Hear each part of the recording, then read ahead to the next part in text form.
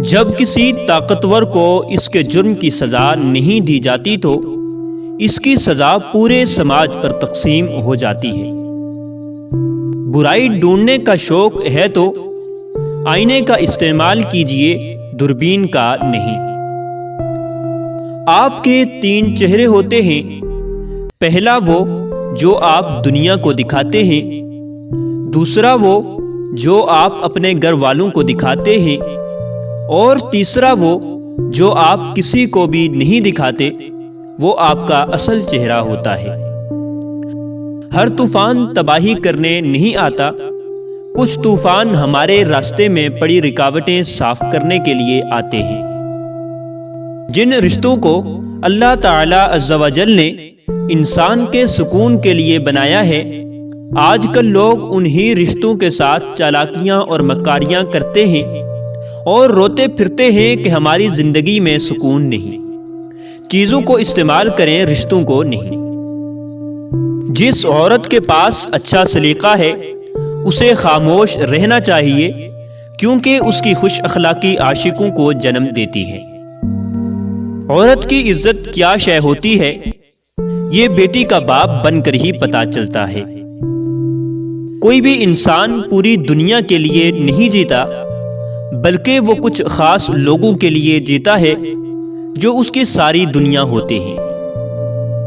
جن لوگوں کی محبت میں ہم اللہ تعالیٰ کو ناراض کر دیتے ہیں، اکثر وہی لوگ ہمیں ذلیل و خوار کرتے ہیں۔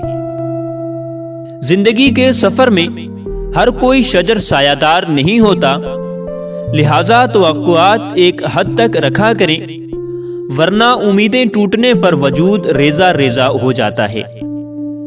وقت کبھی برا نہیں ہوتا، انسان اسے برا سمجھتا ہے تو چلیں برا ہی کہہ لیں، مگر یاد رکھیں یہ ایک بہترین وقت ہوتا ہے، کیونکہ اس میں آپ کے ارد گرد بدترین لوگ سامنے آ جاتے ہیں۔